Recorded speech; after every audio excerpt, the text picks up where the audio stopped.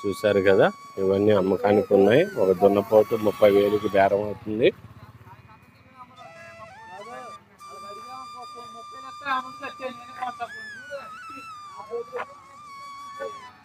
చూడండి, అమ్మకానికి ఉన్నాయి. मोलने आया बेचने आया आप आइए ना, बात करिए ना. మాట్లాడలేరంట, ఆయన